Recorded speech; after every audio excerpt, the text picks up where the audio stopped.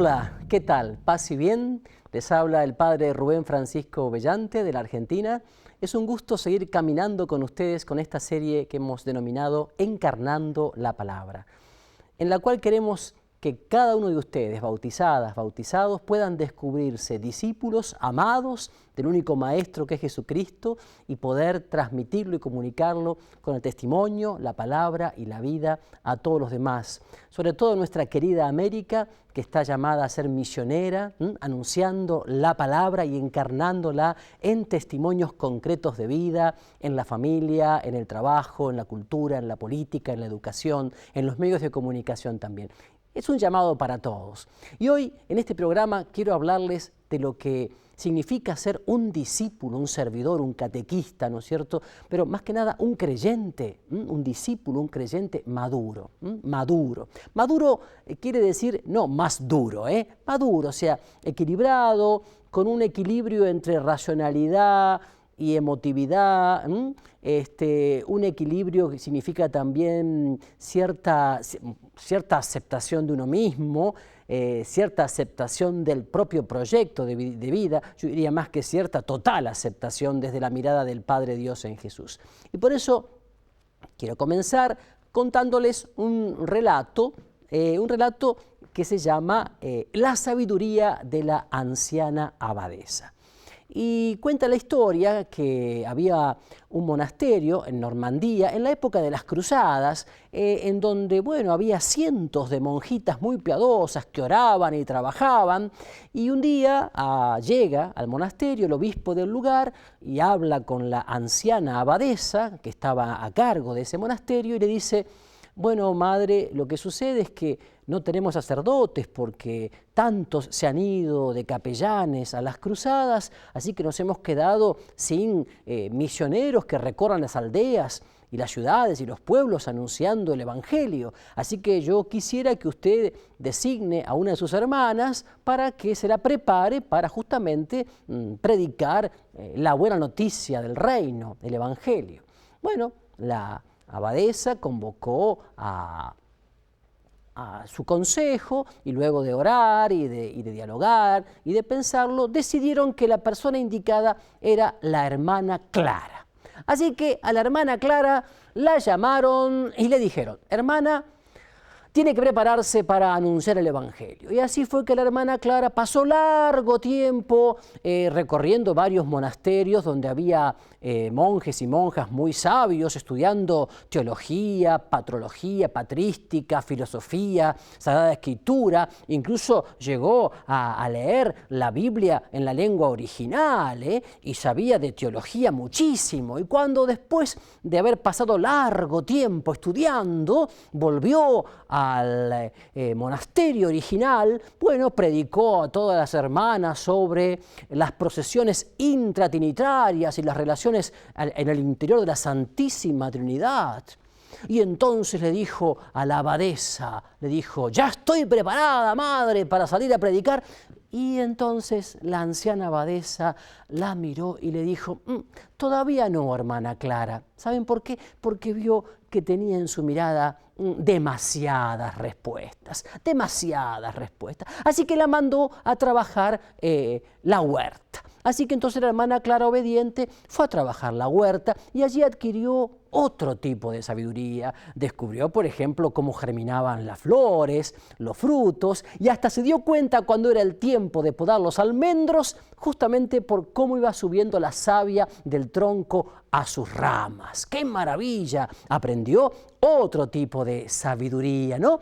Y entonces, luego de que pasó un largo tiempo en el huerto, volvió al monasterio y le dijo a la madre abadesa: ya es tiempo, madre, de ir a predicar. Pero la anciana abadesa pensó que todavía le faltaba otro tipo de experiencia, así que la mandó a que vaya con los torneros de la región, sí, los que trabajaban en los tornos. Y así se fue la hermana Clara con los torneros, con los obreros, allí, ¿no es cierto?, a trabajar. Y claro, evidentemente escuchó de todo, compartió de todo, se dio cuenta de la injusticia con la cual trataban a los obreros, los bajos salarios, incluso llegó a acompañar a los torneros en esta injusticia y llegó a azuzarlos para que también se rebelasen contra el señor del lugar, el príncipe del lugar, que los trataba tan mal. Y entonces la hermana abadesa, la madre abadesa, la llamó de nuevo y vio que en su rostro había mucha rebeldía y que en su mirada había muchas preguntas. Y entonces se dio cuenta que aún todavía no era tiempo, que su corazón estaba avinagrado, que estaba replegado. Así que decidió enviar a la hermana Clara con una familia de saltimbanquis, o sea, de gente del arte circense, estos que van con los carromatos, de juglares, ¿no?, que recorren aldeas y pueblos. Y así fue entonces que la hermana Clara se fue con ellos y entonces aprendió a contar anécdotas y relatos, y también aprendió a reír, a cantar, a jugar y armar el escenario para que actuara esa familia, y aprendió a pasar las noches en vela, digamos así, también a la intemperie, contando las estrellas que había en el lugar, y a mirar las flores cuando recorrían los caminos polvorientos, y a comer de lo que había y de lo que la gente regalaba. Y cuando volvió al monasterio, volvió con un corazón de niño, contando anécdotas y testimonios, y alegre, y saltaba y jugaba, y le dijo: «Madre abadesa, ya estoy lista para ir a predicar». Y la madre casi le dice que sí, pero justo en ese momento se declaró una epidemia terrible de cólera, y entonces la hermana tuvo que ir a socorrer a los enfermos en cada aldea y pasar noches en vela hasta caer exhausta ella misma por la enfermedad, y tuvo que ser socorrida por una familia que la atendió en su enfermedad y la siguió día tras día en su fiebre. Y entonces ella misma, la hermana Clara, se sintió frágil, limitada, vulnerable, débil, porque compartió con la muerte y con la vida y con la muerte. Y cuando volvió al monasterio, la madre abadesa la vio tan humana, tan frágil y al mismo tiempo tan fuerte, y la vio que tenía el corazón y la mirada llena de nombres, llena de rostros, llena de miradas. Y entonces la acompañó hasta la puerta del monasterio, le impuso las manos y la envió a predicar a toda la comarca mientras las campanas sonaban llamando al rezo del Ángelus. Qué lindo este relato de la sabiduría de la anciana abadesa. Qué lindo para que todos nos preguntemos, ustedes, nosotros, cada catequista, cada servidor, cada animador, cada laico, ¿no?, si realmente le damos prioridad en nuestra parroquia, diócesis, en nuestra iglesia, le damos prioridad solamente al aspecto intelectual o solamente al aspecto psicológico, o solamente al aspecto formativo, o solamente a lo que es la sociología, la formación humana. ¿A qué aspectos le damos importancia en nuestra formación, en nuestra experiencia de servidores, de catequistas? Porque esto es muy importante para poder llegar a ser un creyente maduro. Porque un creyente maduro es, antes que nada, alguien que tiene un proyecto de vida. Tiene un proyecto de vida, sabe quién es, de dónde viene, a dónde va, qué sentido tiene su vida. Ese proyecto de vida no es un proyecto propio, sino que es un proyecto que sintoniza con el proyecto del Padre Dios en su vida. Por eso, el seguimiento de Jesús le da horizonte, le da meta, le da capacidad justamente de ampliar su vida, de encarnar la palabra. Pero además, un creyente maduro está centrado en los otros. Su vida no es tanto para sí, sino que es un yo con los otros, un yo para los otros, una riqueza propia para compartir. Además, un creyente maduro asume responsabilidades, se involucra, no mira de afuera, se mete, se encarna, asume responsabilidades.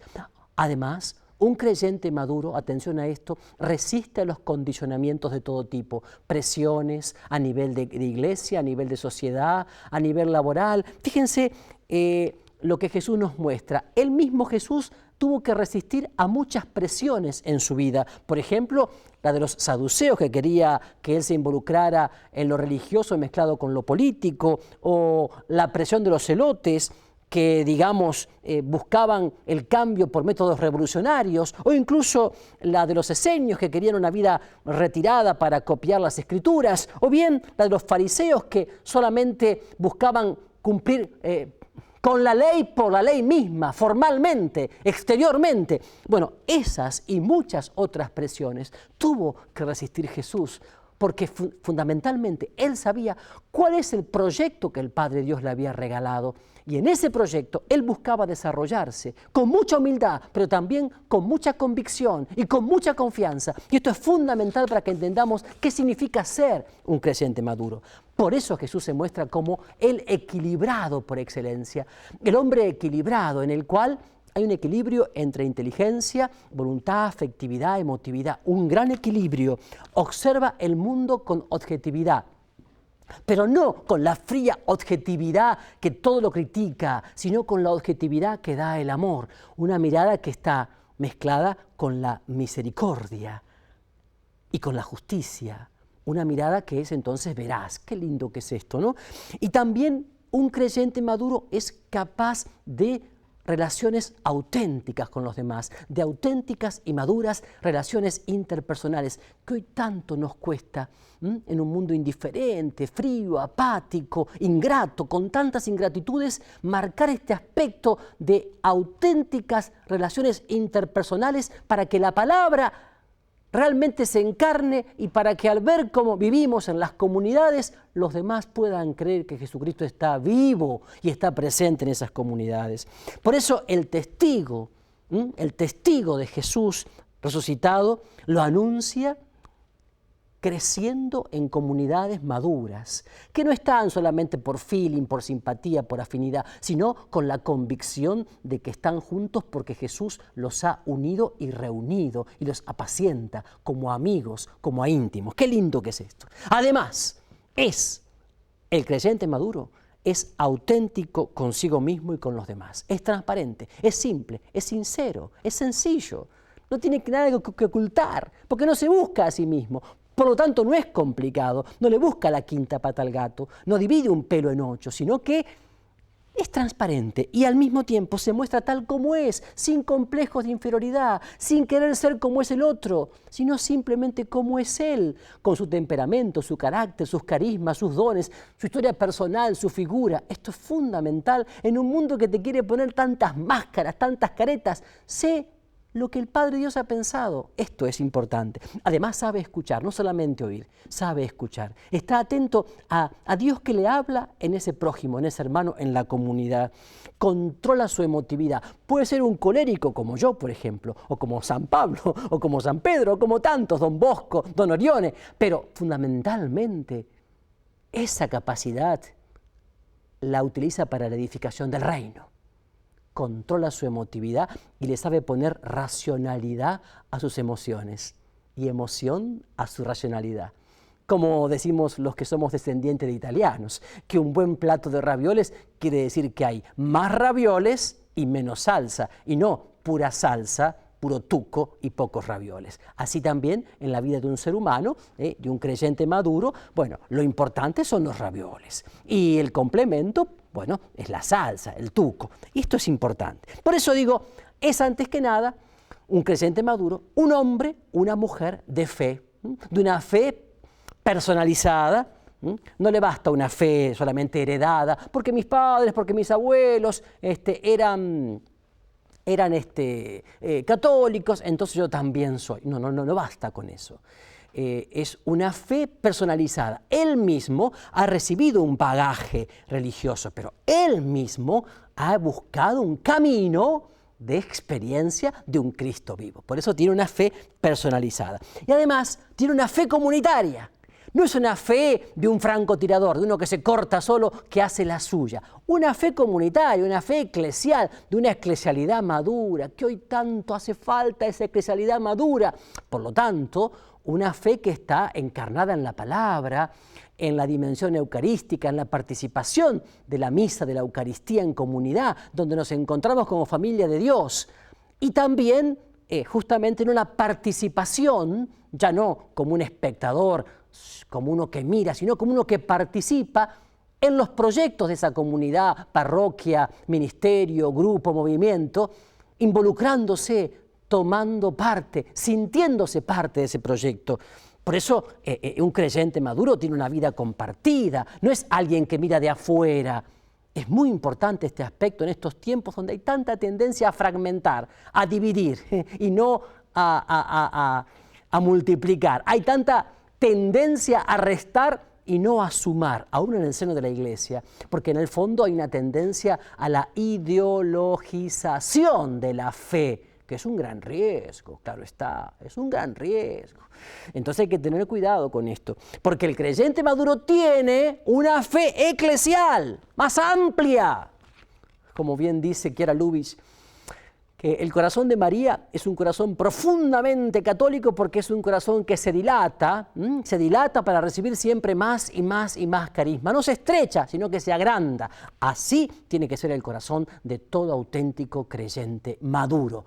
Un corazón eclesial, un corazón que no se queda solamente en su capillismo, sino que se abre a esa dimensión nueva y maravillosa de una iglesia presente en todos los continentes, en cada cultura, en cada ambiente, y que tanto bien nos hace conocer, que tanto nos enriquece conocer la obra, la misión, el testimonio de la iglesia de cada bautizado en el Asia, en el África, en la Europa Oriental, por ejemplo. A veces no sabemos las maravillas, las riquezas que tenemos, solamente conocemos lo que pasa en mi pueblito, en mi ciudad o en mi provincia, y no sabemos lo que pasa más allá de las fronteras físicas y de las que nosotros nos creamos en la mente y en el corazón por prejuicios, por complejos, los prejuicios que son como tapiales, como muros que no nos dejan descubrir lo maravilloso y lo grande que Dios va haciendo en cada uno. Por eso digo, también tiene que tener un creyente maduro una fe misionera, aunque nunca salga lo mejor de su país para misionar, pero sí con una actitud de ir más allá, siempre más allá. Por eso la palabra tiene que encarnarse en esa actitud de búsqueda más allá de sus límites, de sus criterios, de su capillismo. Y también tiene que ser una fe comprometida, una fe auténticamente comprometida. Yo estaba queriendo compartir con ustedes unas conclusiones a las cuales arribamos en un encuentro que hicimos a nivel de región en mi país, en Argentina, hablando de lo que es la dimensión de la fe hoy por hoy, ¿no? Sobre todo de aquello que nos fue dejando el documento de Puebla, el documento de Aparecida, que son los documentos de la Conferencia Episcopal de nuestra América Latina, ¿no? De nuestra América, bueno, América Latina y el Caribe también, no hay que dejarlos de lado para que no se enojen, todo, ¿verdad? Entonces fíjense qué lindo, dice que esta dimensión de fe, en primer lugar, es un don de Dios. La fe es un don de Dios, un regalo de Dios, una gracia de Dios. Y además nos tiene que llevar a creer en Jesucristo como un don, una gracia y un regalo que el Padre Dios nos da. Qué lindo que es esto, ¿no? Y además creer que en ese don, regalo, gracia que es Jesucristo, el Padre Dios sale a tu encuentro, sale al encuentro de todo ser humano, sale al encuentro de todo hombre, de toda mujer. Qué lindo, que en la encarnación Dios sale al encuentro del ser humano, del hombre y de todo el hombre. Esto me parece magnífico. Y además, esta dimensión de fe implica una respuesta confiada. Dios sale a tu encuentro, Dios sale a mi encuentro y de tu parte y de mi parte tiene que haber una respuesta. Que finalmente es eso lo que llamamos religere, religión. Estar religado es responderle a un Dios que te está hablando, a un Dios que propone, que te está proponiendo un estilo de vida, un proyecto de vida. Y a quien vos le respondés, qué lindo. Entonces, la fe no es solamente creer en alguien, es creerle a alguien. En este caso, creerle al Padre Dios en Jesucristo el Señor por la presencia del Espíritu Santo. Por eso digo, ese creerle te lleva a confiar. Confiar es eso, es fiarse de alguien, entregarle la vida, entregarle todo mi ser, entregarle incluso esta capacidad de compartir que tengo yo en este momento, por gracia de Dios, con ustedes este programa, que es un regalo de Dios para ustedes a través mío y que antes que nada es un regalo para mí. Con esta mirada de Jesucristo que está a mis espaldas, que te está diciendo, yo te amo porque te amo te estoy buscando, te busco cada día. Qué hermoso que es esto, creer en Jesucristo. Eso nos da confianza y además podemos ser fieles porque Él es fiel, Él es fiel, Él es fiel, es fiel. Qué lindo, qué maravilla. Y además, esta dimensión de fe, decíamos en ese encuentro que tuvimos a nivel regional, nos lleva a creer en Jesucristo, que nos invita a pertenecer a una comunidad. A una comunidad. La palabra comunidad significa iglesia, significa reunión, significa asamblea. O sea, no se puede creer en Jesucristo, no se debe creer en Jesucristo sin una pertenencia cordial y concreta a una comunidad concreta, a una comunidad eclesial en la cual yo celebro a Jesucristo, lo comparto, lo vivo, lo comunico. Pero antes que nada lo celebro. Porque, ¿qué es la fe si no es celebrar la vida? Celebrar el proyecto de vida. Es maravilloso. Es entonces esta pertenencia lo que te da mucha alegría. Y además, conocer a Jesucristo te lleva a creer en Él y a tener la puerta abierta para que Él te inunde con sus sorpresas maravillosas cada día de tu vida. Porque tienes que dejar amarte, tienes que dejar que Dios te ame, tienes que dejar que Dios toque tu corazón, que Dios te sorprenda cada día. A mí me gusta, había la monjita que me decía siempre, tenés que dejarte sorprender por Dios, tenés que dejarte amar por Dios. ¡Qué maravilla! Tenés que dejarte amar por Dios, tenés que dejarte sorprender por Dios. Esto me parece magnífico. Por eso yo quisiera terminar en este momento invitándolos a ustedes a que demos gracias por esta capacidad de ser creyentes maduros y teniendo en cuenta aquel relato de la anciana abadesa, poder ahora revisar un poco nuestra vida. ¿Cómo está tu vida? ¿Cómo está tu comunidad? ¿Cómo está tu ministerio? ¿Cómo está tu grupo en esto de seguir a Jesucristo? A ver, invoquemos al Espíritu. Espíritu Santo de Dios, danos a conocer hacia dónde tenemos que orientar este proyecto personal, familiar y comunitario y eclesial en nuestro ambiente. ¿Qué es lo que está débil? ¿Qué es aquello que no es fortaleza en nosotros? ¿Qué es lo que está débil en nuestra formación, en la palabra, en la teología, pero sobre todo también qué es lo que está débil, no tanto en el qué, sino en el cómo estamos comunicando y transmitiendo eso en la catequesis, en la misión, en la evangelización, en el testimonio de vida? ¿Qué es lo que tenemos que mejorar? ¿Qué es lo que tenemos que fortalecer? Señor, danos a conocer en este momento por dónde tenemos que ampliar los horizontes, hacia dónde tenemos que enfocar nuestra vida. Sin miedos, sin complejos, sin llenarnos de duda o de desaliento. Señor, justamente te estamos proponiendo una fe en la que vos seas el centro y el eje.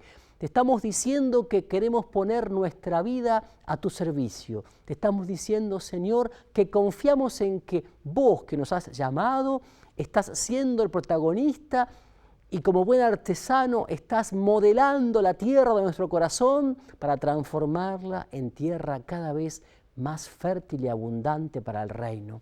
Por eso, Señor, te entregamos nuestra vida. Te entregamos, Señor, nuestro grupo. Te entregamos, Señor, nuestra comunidad. Te entregamos, Señor, nuestro ministerio. En este momento hacemos un acto de fe en el poder de tu amor incondicional y en fe te decimos, eso, Señor, que vos mismo has empezado a construir, seguilo, Señor, para que tu gracia siga inspirando, alentando, acompañando y llevando a buen término cada cosa, cada acontecimiento, cada persona que has puesto en nuestro camino, que has puesto en nuestra comunidad, y todo aquello que nos vas inspirando, como en este momento estoy seguro que estás inspirando en el corazón de cada uno de mis hermanos y hermanas que me están viendo. Y por eso, que a través del corazón inmaculado de María, te bendiga el buen Dios Todopoderoso, te sane, salve y libere el Padre, el Hijo y el Espíritu Santo. Amén. Con el deseo de que juntos sigamos encarnando la palabra para la gloria de Dios, me despido deseándote paz y bien.